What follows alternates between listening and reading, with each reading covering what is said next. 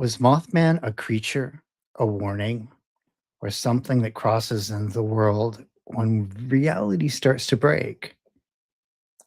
For decades, witnesses have described the same thing: red eyes, massive wings, and persistence that feeling intelligence. Tonight, we're going to go way beyond the legend into the archives.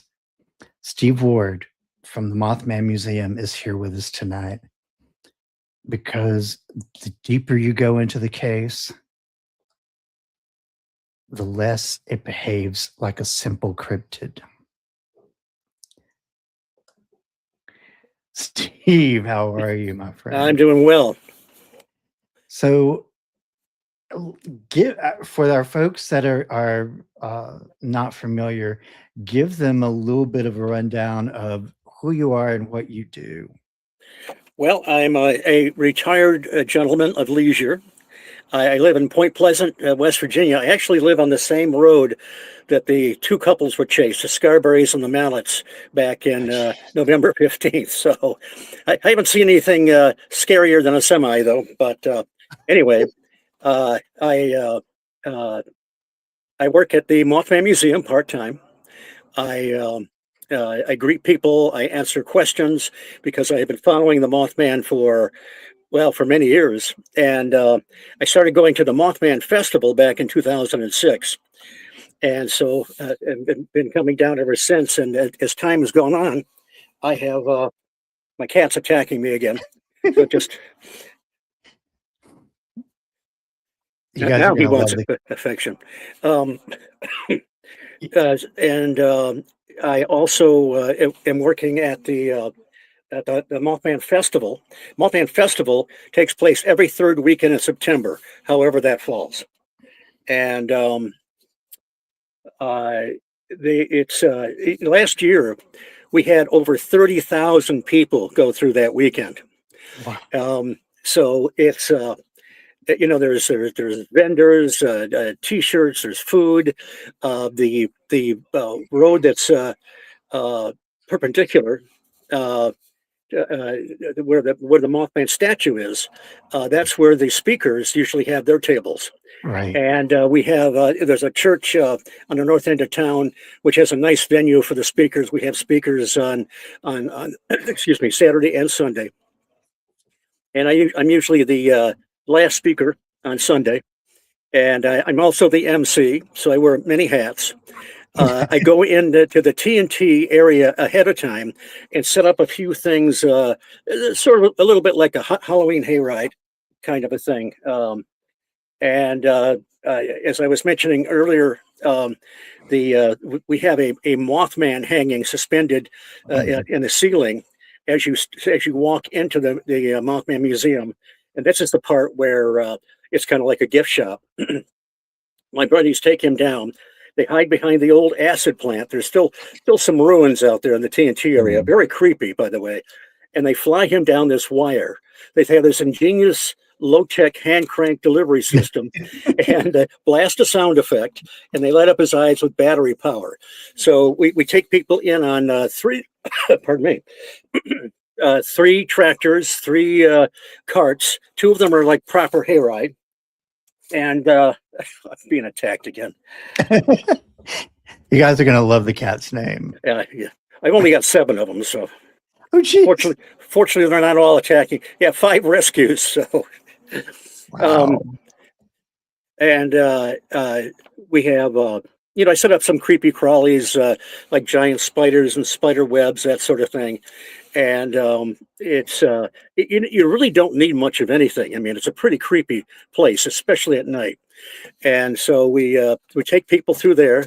We go till about midnight, and it's just a blast. I do one of the tours. Jeff Wansley does another one, who runs the museum, co-founded the festival, and founded the museum. And Brittany Sayre, another young lady, she was a Miss Mothman some years ago, and her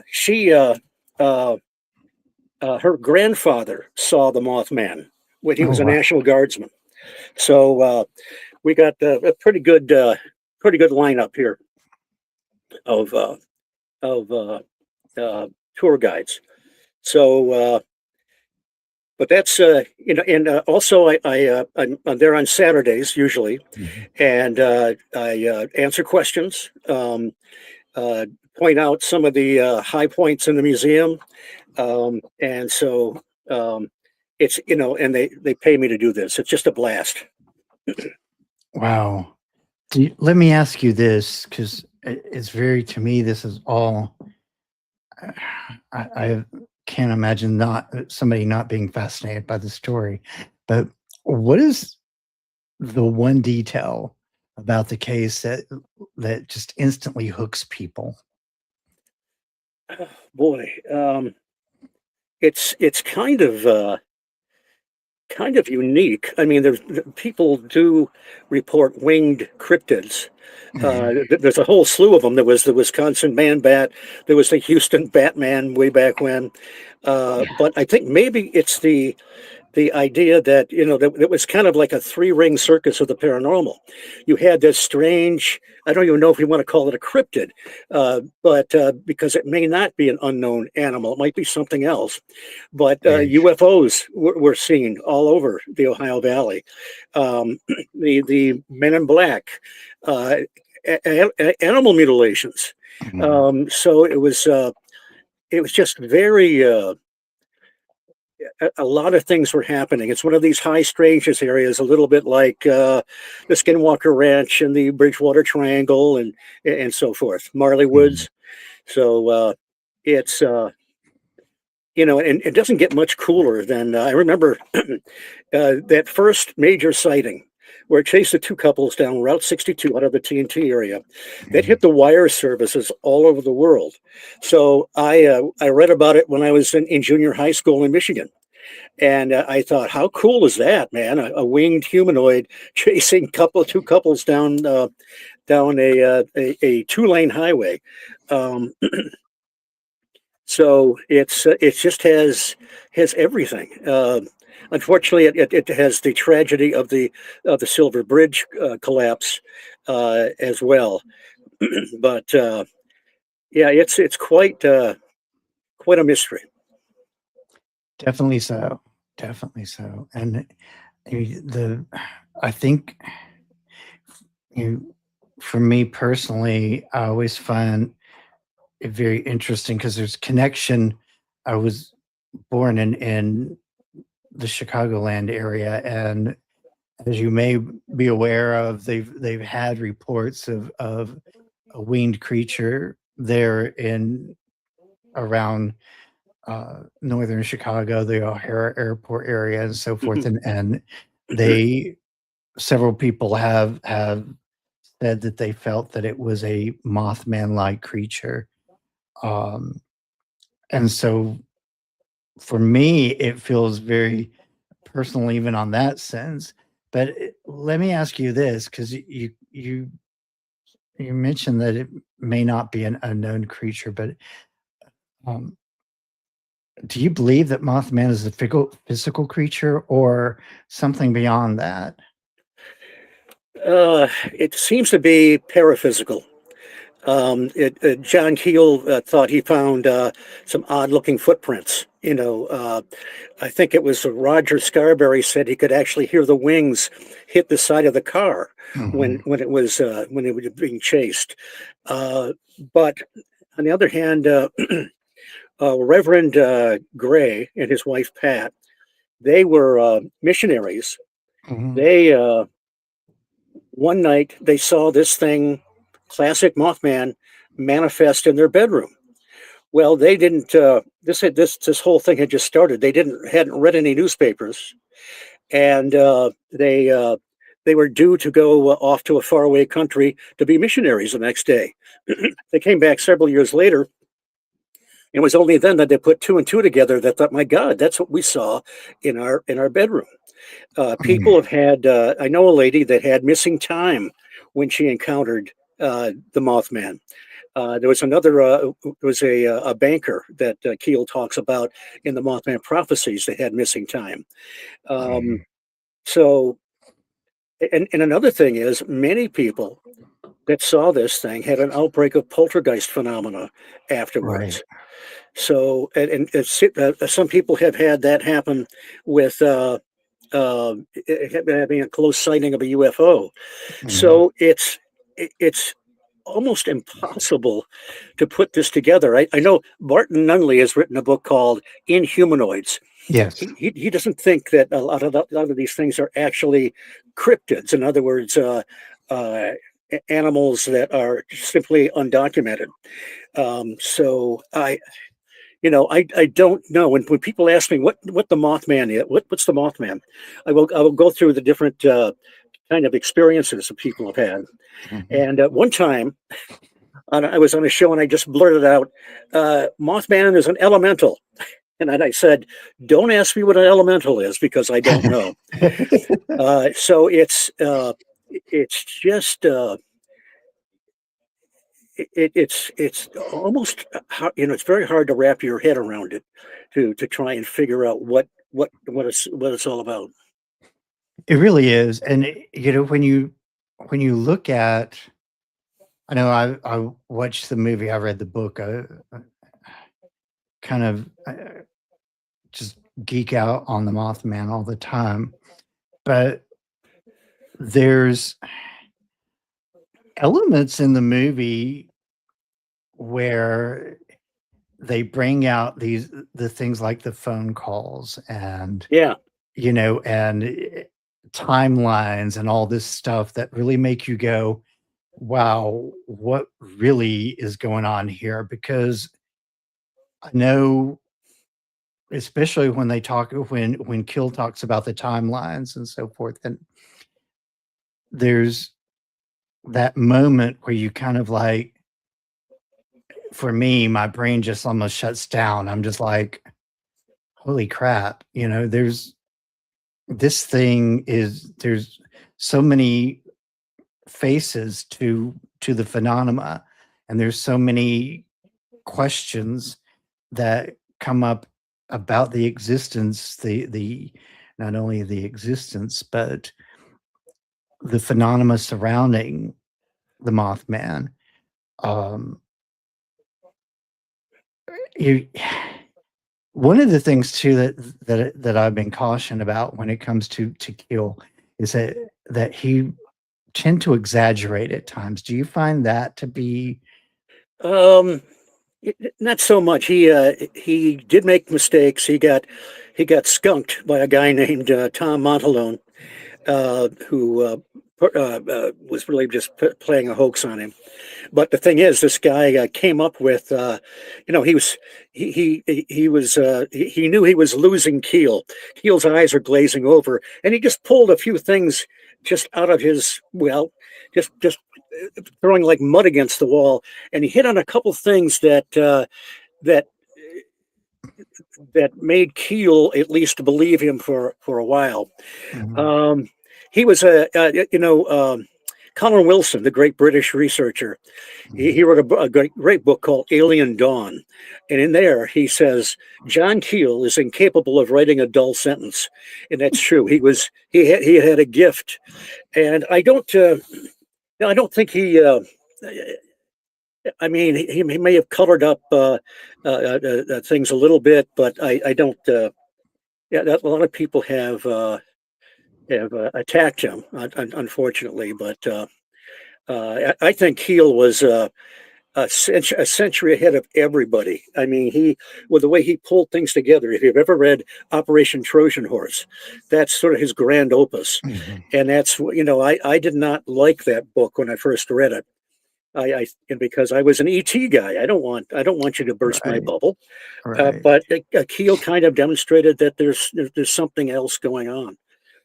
There's another aspect to this, the prophecy side of the Mothman prophecies. Uh, right. it, Keel was in contact with several people he called silent contactees, and these were people that firmly believed they were in contact with some uh, space intelligence or entity or whatever. But and they would get prophecies, and sometimes they would come true, and they were people were being kind of pulled along, and the big one was there was supposed to be something going to happen on December 15th, but Mhm. nobody said anything about the bridge. Keel they talked about these, and there were several of these contactees getting the same messages that didn't know each other. Mhm. And Keel thought it was going to be maybe a factory was going to blow up on the river or something like that. And then they kind of coalesced. They said, well, there's going to be this EM effect. And it wasn't really explained what that was, except there was going to be, I think, power outages and days of darkness and all that stuff. Now, by this time, so many prophecies had come true. Keel said he bought it hook, line, and sinker. He said he got incredibly paranoid. And actually, when the bridge collapsed, he was in New York in his apartment. Mm. Well, December 15th came, and this catastrophe was supposed to happen the moment President Johnson lit the Christmas tree on the White Mm. House lawn. He lit the Christmas tree, nothing happened.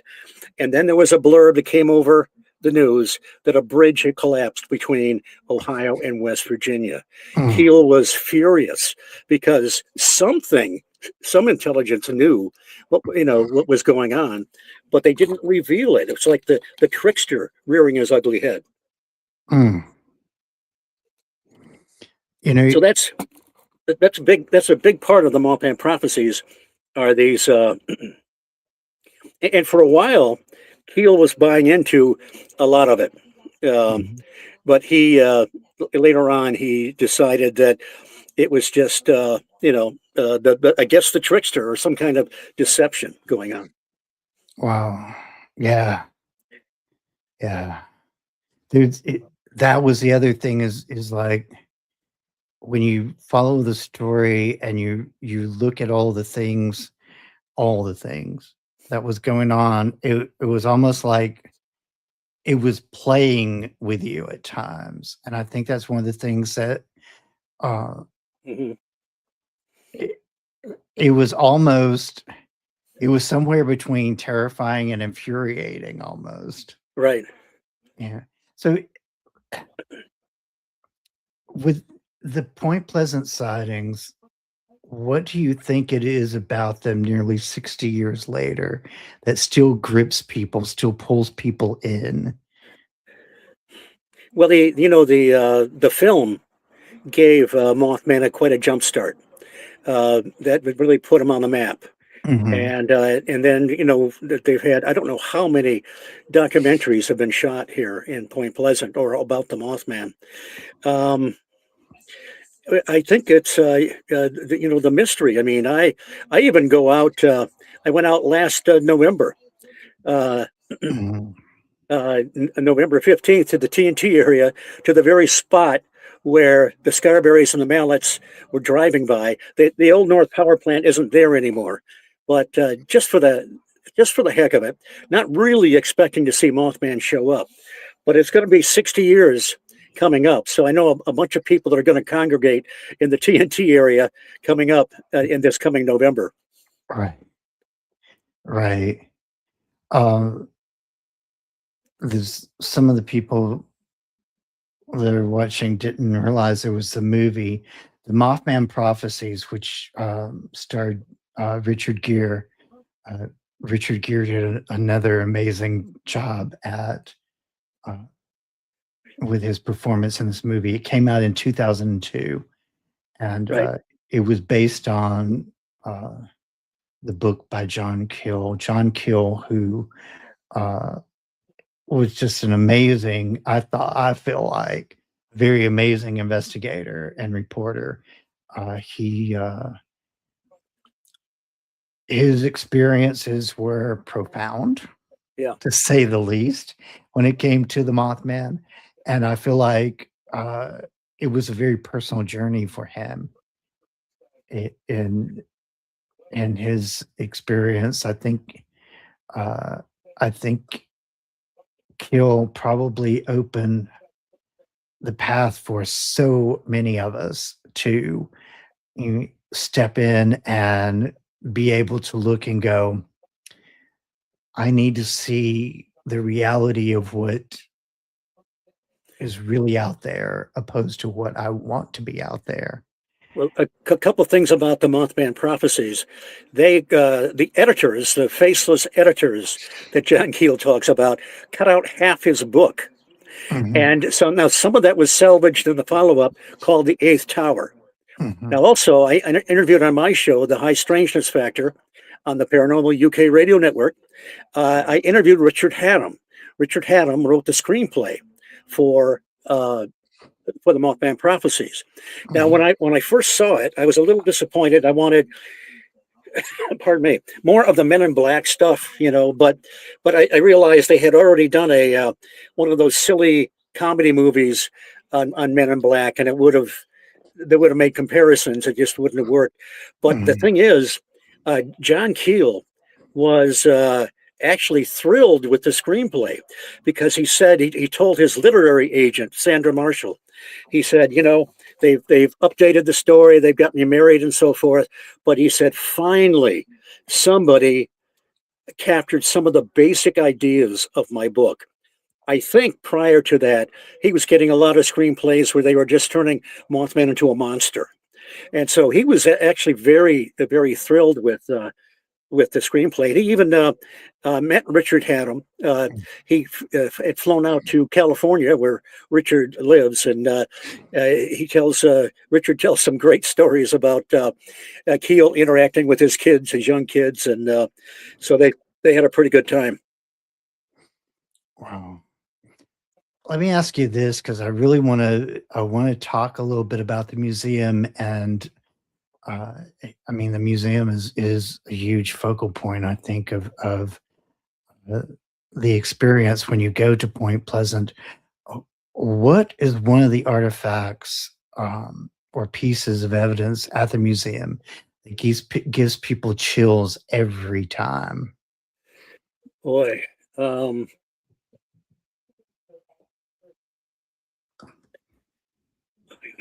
um, I don't know. I guess you know when you read the articles about the way everything unfolded.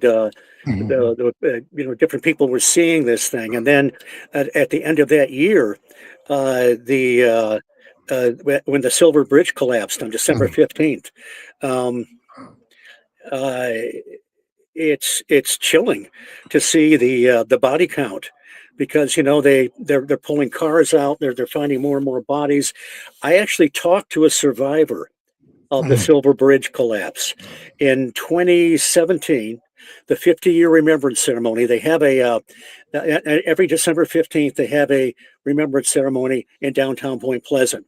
And they read the names of the people that mhm. died. But Which Bill Edmondson, uh, he, uh, he was driving a semi across the bridge.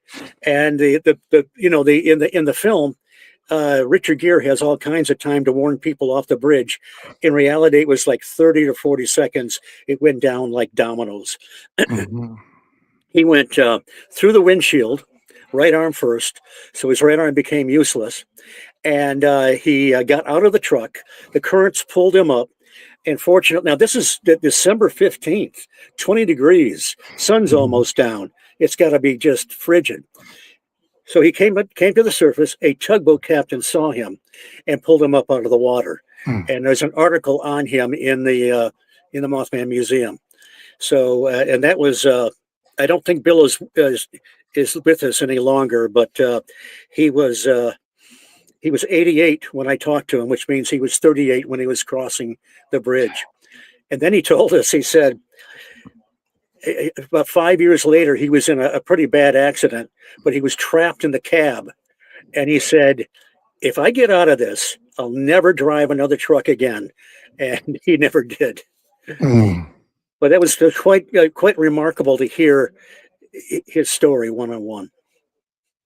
Wow. Yeah, I think when it comes to, the survivors, and you mentioned a few times that the body count kept growing. Right. So remind me again, what was the final body count? 46. 46. Okay. And 2 bodies were never recovered. They just assumed, I think it was a mother and a daughter disappeared. And they never found them. Right, right. I remember, seems like I remember some of that. I know in the movie, it's very interesting because the lady who plays, I believe she plays the sheriff of the town, Right, correct? Laura Linney. Yeah.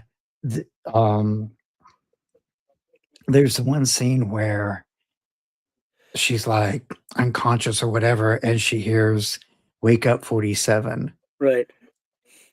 and I just like, what was just like the impression I got, just the mental wow part of that. When I was watching the movie for the first time, was, how impactful that could be. But the other thing is because Point Pleasant, relatively, the population is about what? 6, 7,000, I think.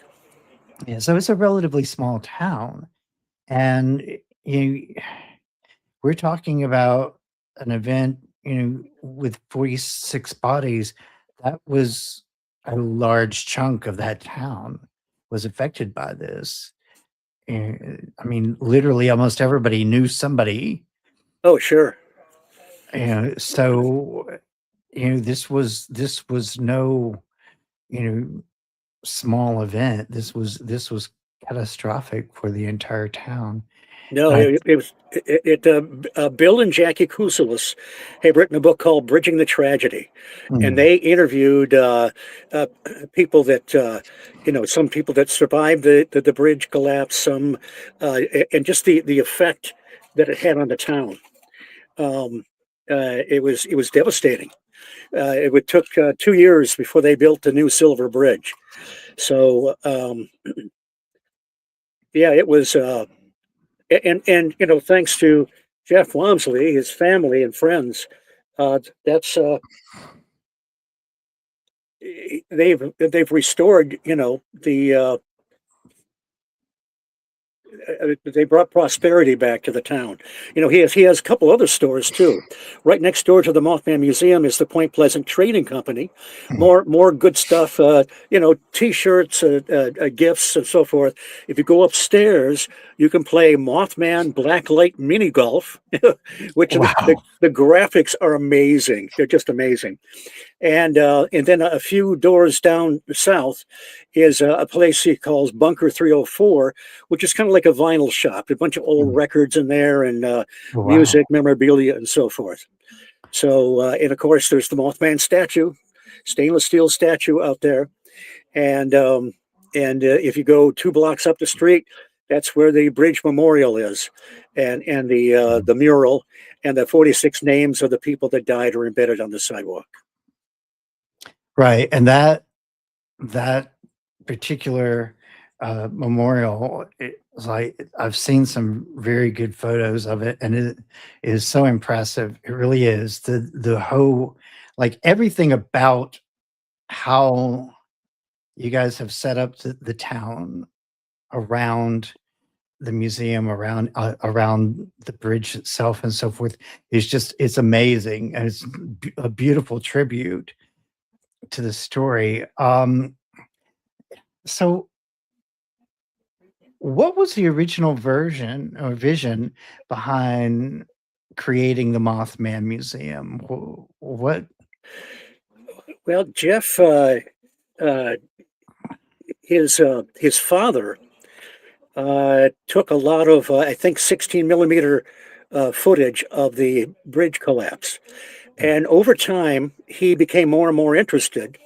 And Jeff's always been an entrepreneur. He had a chain of record stores. Remember records? Called Criminal Records.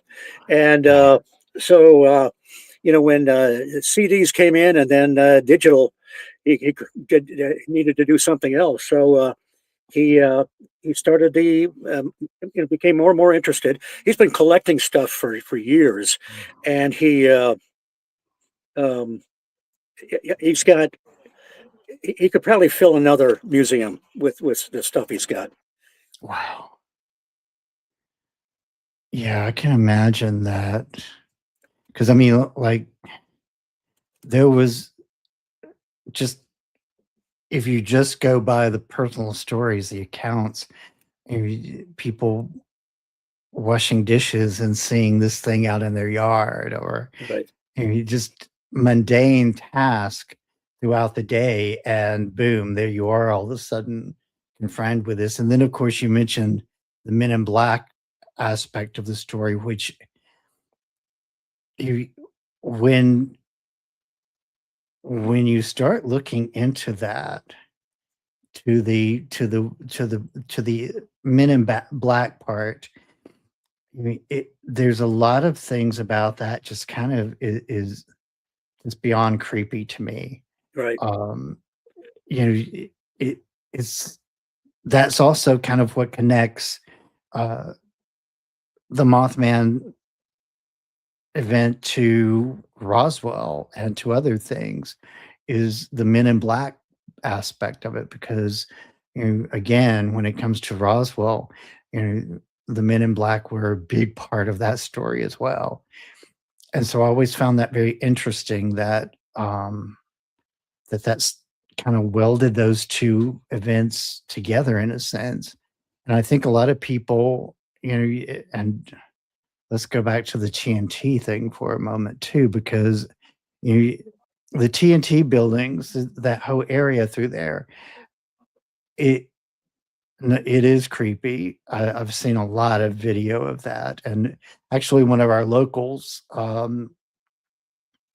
Brian Jeffries from Black Mass Paranormal, went up to the TNT area at one point and did some investigating, and it was just like, the he literally stood in the middle of one of those domes, Hell yeah. and and was like making noise. And he was showing people how the acoustics in those buildings work.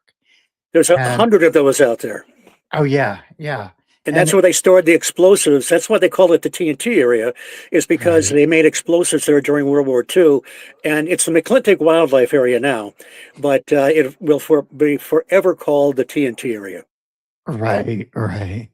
And that was really, I mean, it was kind of the center of a lot of the activity there. It seems like, was right there in the TNT area.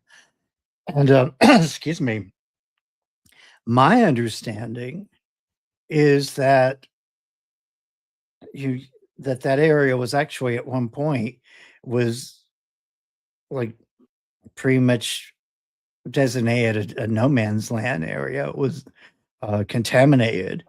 Uh, Right. They you had a Superfund a group go in and try and clean it up. Mhm.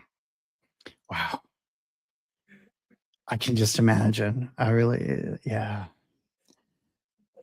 S- But So, you can get directions if you go to the.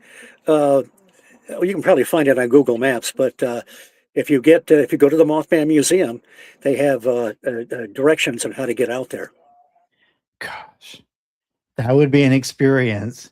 That would definitely be an experience. especially at night. Oh yeah, yeah. Well, and that was the thing when Brian went out there.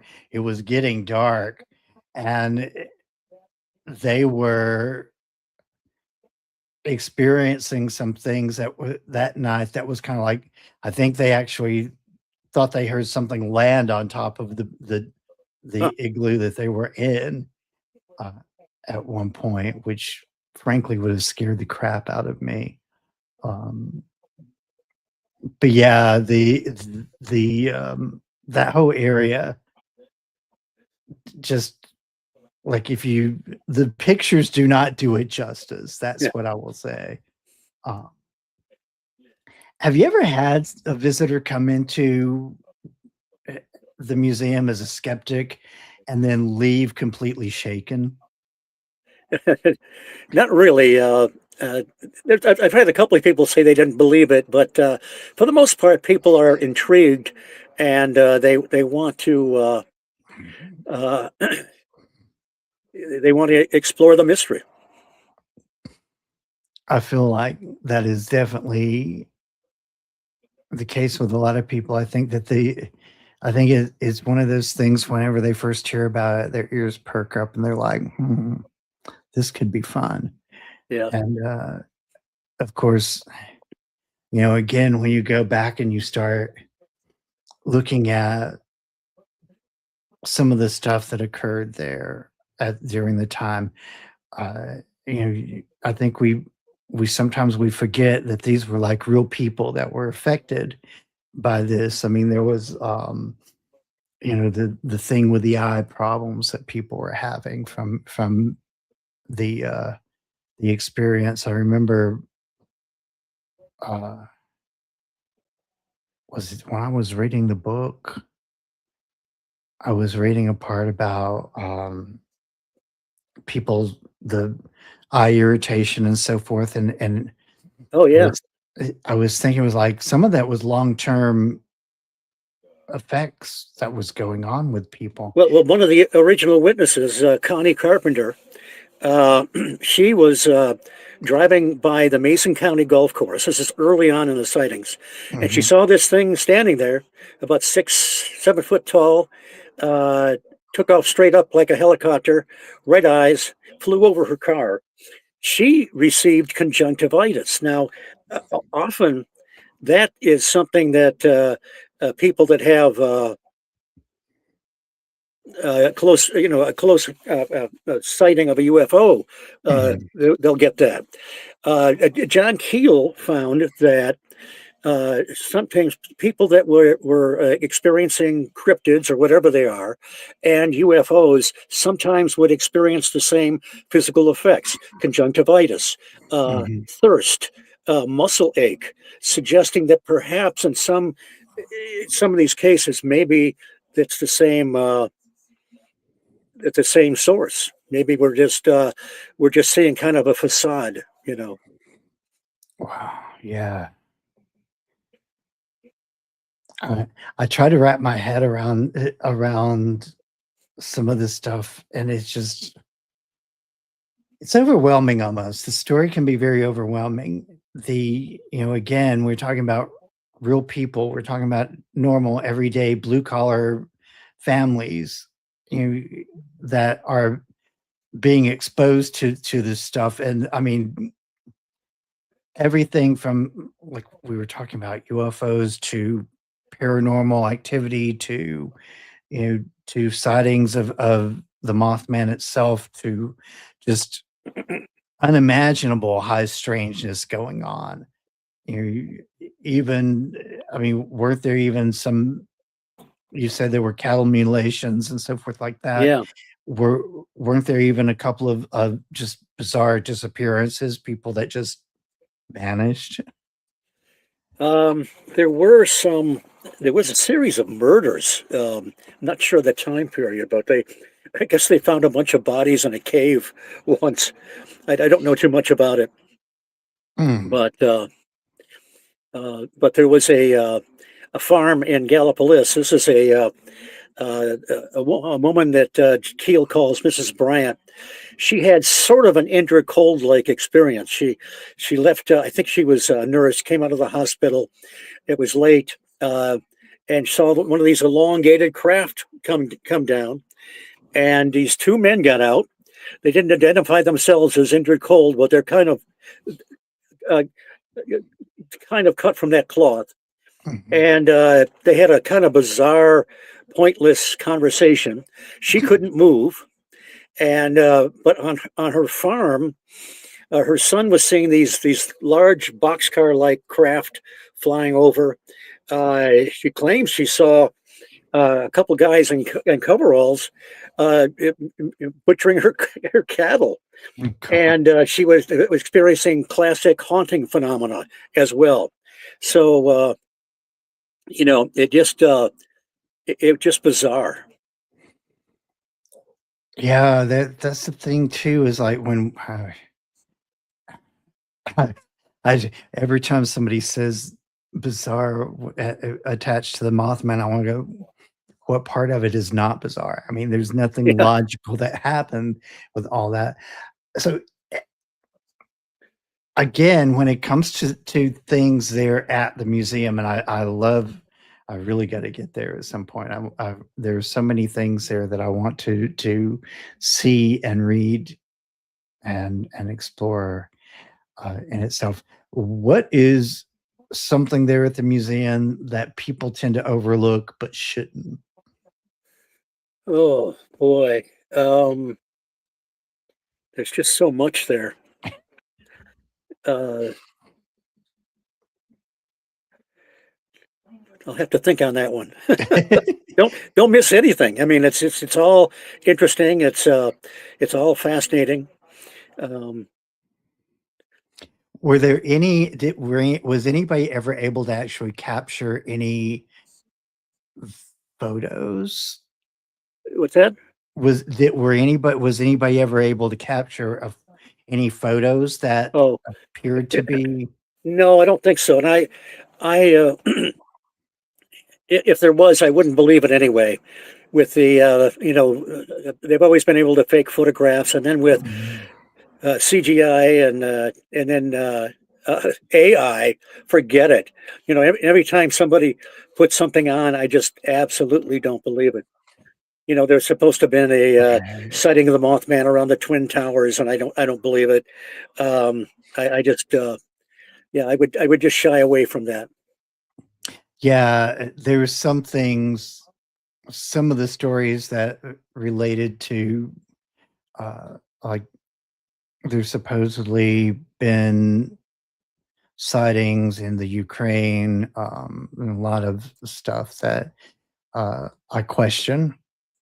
And it's like being a healthy skeptic in a lot of cases is very good. But it would be interesting because I've seen some things that people have claimed were photos of the Mothman that I just kind of shrugged and went, um, it's something flying, but one of them in particular, I think I finally dropped into the Facebook group. I honestly think it's probably a heron or something flying through the air. But um, yeah, I agree with you when it comes to AI and CGI and all that. Now, I think it would be very hard uh, to take seriously photographic evidence at this point. Uh, when we talk about the different sightings, though, uh, especially those outside of Point Pleasant, what is your thoughts on the Chicago sightings? There was a great researcher named Alison Jornlin, and she a few years back investigated a lot of those, and she even spoke at the Mothman festival one time. Mhm. She discovered that a lot of them are kind of dubious. When somebody makes up a story, they don't get all the facts right. She went to all these, I don't, what, a couple dozen spots uh, Mhm. where uh, where these things were supposed to be claimed. There's, I think I'm a little skeptical about some of these sightings. And Mhm. frankly, I kind of just throw the whole Chicago Mothman thing out completely. Mhm. Now, there could very well be uh, some legitimate sightings there. And she did find a couple. Alison Jornlin did find a couple that might Mhm. be legit. But I would just I'd be very careful about the Chicago Mothman. And Yeah. it's not because I'm jealous of my Mothman. Okay. Well, and I mean, to be honest, I agree to a point with that because you the majority of sightings that I'm familiar with that people have brought to my attention came from a portion of Chicago. I want to say it was called the Village. I could be wrong. Um, Mostly Hispanic speaking community. Um, and some of the things that were said kind of reminded me of legends and folklore I had heard before. And so I was kind of like, maybe what they think they're seeing is really almost like a manifestation of those folklore tales. I don't think necessarily, to me, it did not feel like it was grounded in something that was actually happening then at that moment, if that makes sense. It almost feels like it was an overlay. Right. And so, yeah, in a lot of those cases, I kind of felt like there was a lot of leadway to something else, and that's kind of where it felt like to me.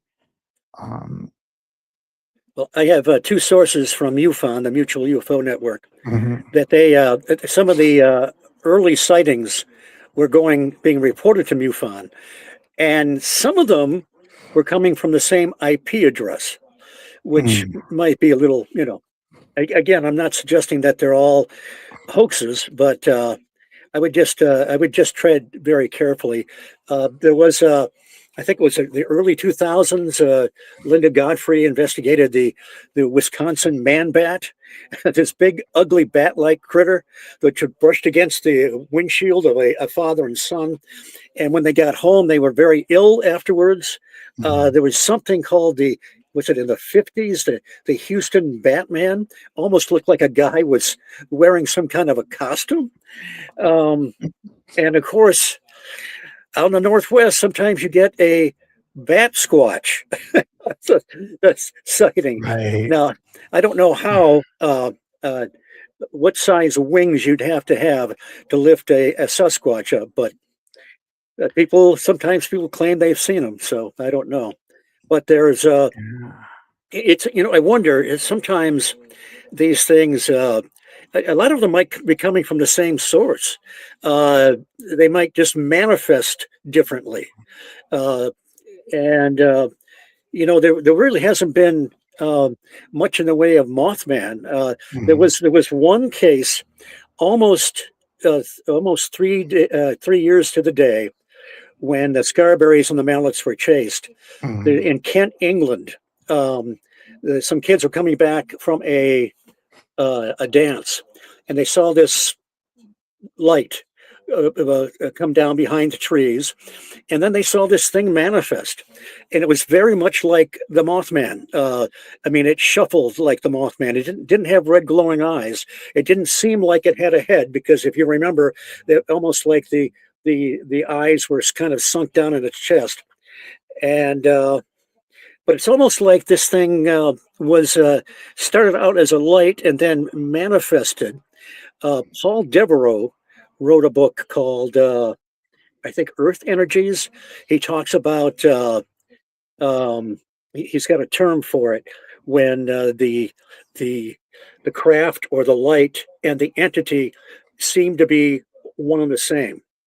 Um, and what's that? The name is it'll come to me.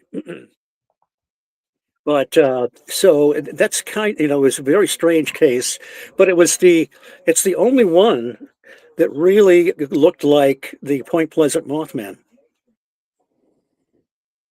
Proto entities, that's the term he used. Proto entity. Oh, wow. Yeah. Pam just reminded me too of um, a smaller Mothman-like figure at the Land Between the Lakes.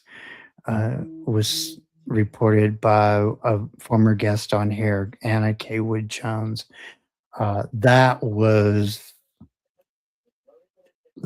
whole experience that she described was so bizarre. It had a strong ring of truth to it to me, because this thing was like kind of a mini Mothman that they saw, and it her description of the whole experience was just a lot of weirdness going on at once. And the land between the lakes is just a phenomenal, it just messes with people's heads. That's the best way I can put it. It's just so many things happen there all the time, and a high strangeness.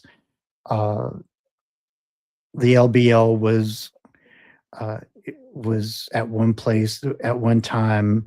They did a lot of mining for hematite there and so forth. So it's just very energetic there. But yeah, that she did report seeing something very similar to, as she said, a miniature Mothman during Well, there's a Reverend Donald Omond. He's the guy that exorcised the Loch Ness monster. oh, geez. Anyway, he calls it the Phantom Menagerie. It's like these things are almost like whatever the source is. These things manifest, and Keel suggested that we might even co-create some of these things. If you look at the way UFO sightings have manifested over the years, we had the lights, they call them fairy lights, and sometimes they thought they were actually witches on brooms carrying their lanterns. And then you had the mysterious airships, and you had the ghost planes and the ghost rockets and the Foo Fighters. So and then in more modern day, you get the more science fiction variety of the classic flying saucer.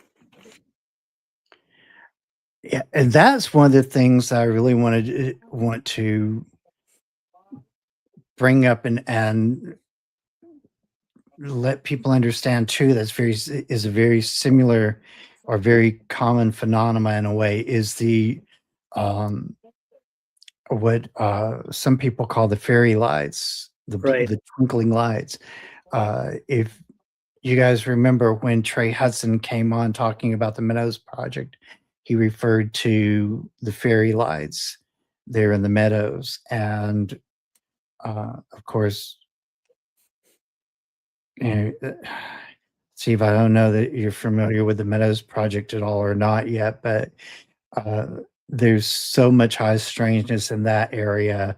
What's the area again? The Meadows. Oh, okay. It's located somewhere in Alabama, in that area there, the northern part, I believe. Very much high strangeness area. There's been a lot of reports of the flying black boxes, the cubes, portals opening up, all kinds of crazy stuff. Wow. That's happened there. And when you talked about that, the whole thing about the fairy lights was one of the things that kind of made me think and reminisce about that a little bit, because that is one of the things that's been reported a lot there. So let me ask you this, because again, when it comes to things there at the museum and the museum itself, are there items there that you personally feel like they have something attached to them, an energy or something that may be attached to them? No one's reported that. I know what you mean. But sometimes uh, objects have some kind of like a residue or something, but not. Yeah, I've never felt it. Of course, I wouldn't. I'm as psychic as a box of rocks, and but no one has ever reported anything like that that I know of.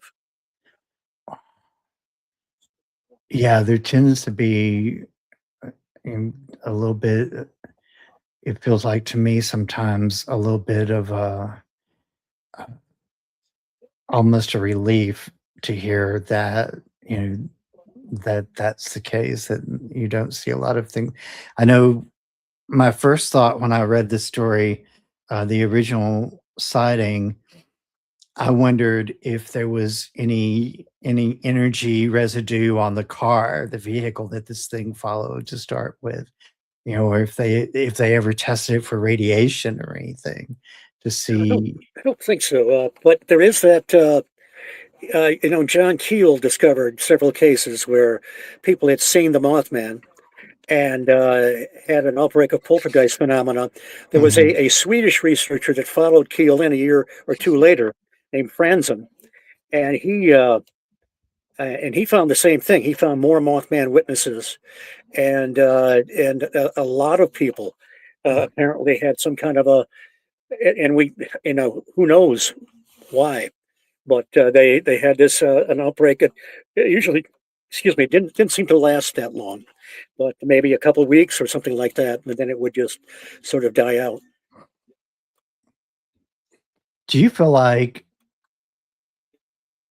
I mean, I guess what I'm really wanting to know and asking this is what the fallout was and still is, for the community itself, the locals over the years.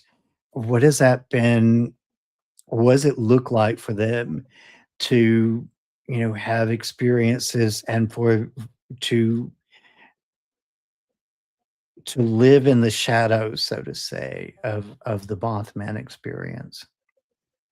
Well, some, it's like when the festival comes to your town, it can be pretty annoying for some of the locals just trying to get from one end of town to the other.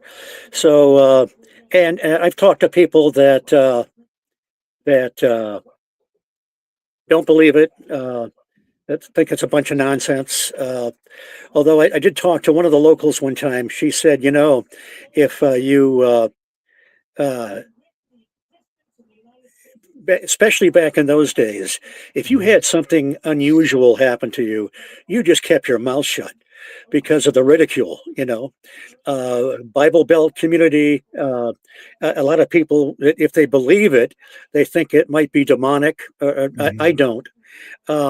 But So yeah, it's a kind of a mixed bag, but it took the I think it took the townspeople a while to realize what a good thing this is for the community.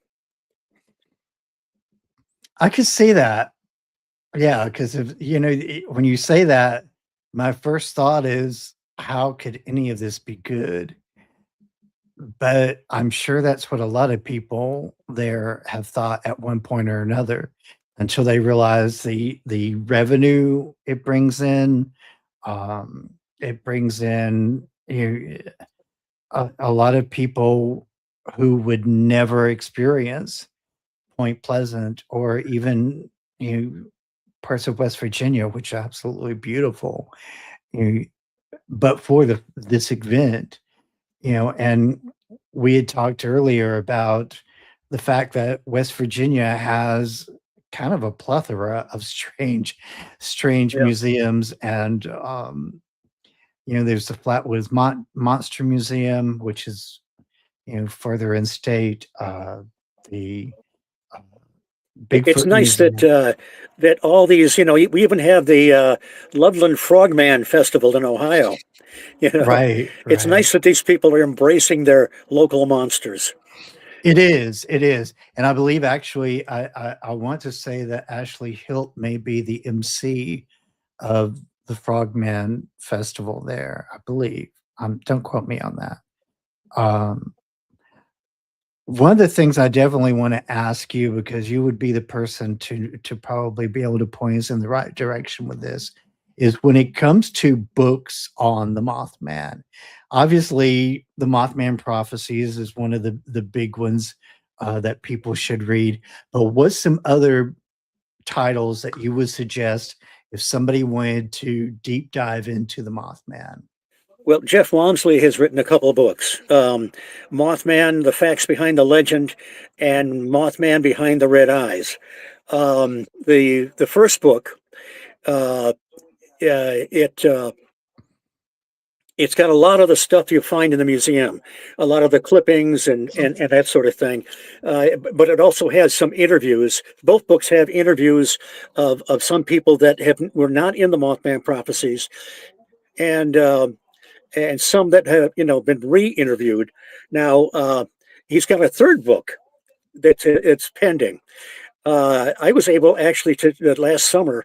I was able to speak to Roger Scarberry. He's the man that was driving the car that night, and so Jeff did a long form interview with him. I was in on part of that, but it's under double secret probation. I can't talk about it. But also that Connie Carpenter I mentioned before, she came forward after being quiet for, almost 60 years. I mean, they gave their initial interviews and then just shut up. But so she's going to be in there. And also there was another sighting of in Clendenin cemetery. Some grave diggers saw some kind of a apparition, Mothman-like apparition, while they're digging a grave. Get that? And the last survivor that was there, Emil Gibson, is going to be in there also. So that's the one thing I can tell you that Roger Scarberry said. Jeff asked him. He said, "Roger, just tell me, did it really happen?" And Roger Scarberry said, "It scared the hell out of us." So yeah, and his son was there too, and his son was said, "My dad just doesn't make up stuff like this." So so we were all looking forward to that book. A basic sort of it doesn't really say much about the Mothman, but Operation Trojan Horse by John Keel. That's another good one to start with. And then there's another one that he wrote about the same time. It's under two titles, Strange Creatures from Time and Space, and it was retitled The Complete Guide to Mysterious Beings. And the only difference is the afterword. Anything by Keel. There's several anthologies of his articles are out. I know that a great researcher named Sherry Brake has a book coming out in a couple months, I think. So I'm looking forward to that. Yeah, there's I recommend anything by John Keel. Yeah, Keel did a really, really great job. I know there's always there's always that one or two people there like, Yeah. But no, Keel's work, I agree, is definitely worth the deep dive and really good for doing if you are interested in doing actual research on the Mothman, which I hope after watching this tonight and hearing some about this, you guys are curious and want to know more about the Mothman, because it's definitely a story and an event that is worth diving into. Again, I would like to remind you guys that this was an event that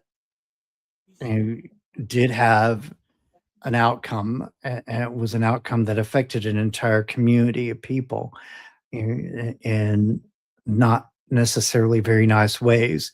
The Silver Bridge collapse was catastrophic.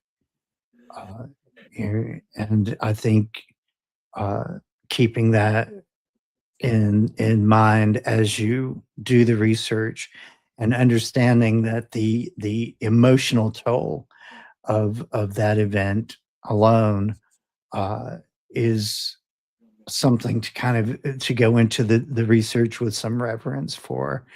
Um, so as we're rounding out the night, because we're at the top of the hour, I want to ask you the same thing I ask all of my guests um, at the end of the show. What is a piece of information, a word of wisdom that you would like to leave with us tonight? Words of wisdom. um, I guess, and it was back to Operation Trojan Horse. Um, these things are connected. Uh, Mhm. there seems like there's this cord that runs through so many of these things. We want to separate UFOs, cryptids, aliens, and it's does seem to be there's an undercurrent that pulls it all together. So I would just suggest just keep open uh, Mhm. and kind of pay attention, Mhm. and because I think that uh, we learn something when we recognize the interconnectivity, if that a word, of all these things. Definitely so. Have Sai ask, is there a way to contact you for an interview? Just Steve Ward, Facebook, and if you type in Point Pleasant, you'll probably find me there. Stop by Saturday afternoon, and I will show you the secrets of the Mothman statue, and answer any questions you have.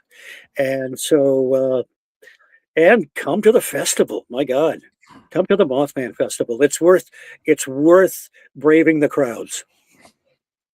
I believe that. I do believe that. I need to look at the location and consider booking hotel and so forth and going because I'm very, very excited about the idea of being able to experience the area and experience the museum. Oh my goodness. Uh, Steve, I can't tell you how excited I am that you joined us tonight, and just the wonderful amount of information that you shared with us is uh, Well, my thanks for folks. having me. I never get tired about talking about Mothman 101. And I never get tired of talking about Mothman either, and so this has definitely been an experience that I will uh, consider one of my favorite. Definitely because there's so many things that you can deduce and uh, grab hold of when it comes to the story. So thank you again very much for It was for my joining pleasure. us tonight, and I will look forward to talking with you again, hopefully very soon. Okay, sounds great. Awesome. Thank you. Thank you. And ladies and gentlemen, I appreciate you all coming in tonight. If you followed us this far tonight, leave me a comment to let me know what you think about the Mothman and the Point Pleasant story down below. And don't forget, may your journey always be magical.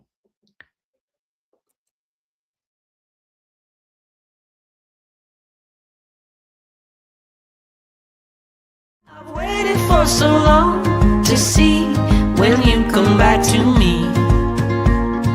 Through the wars and battles that were lost, we're born again, it's you and me. The rest is history. Past lives.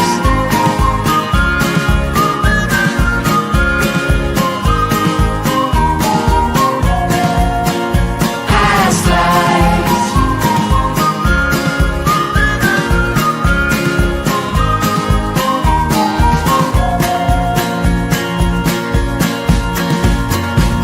Did we dance together on different floors in 1500 or 1504? must have been something in our past.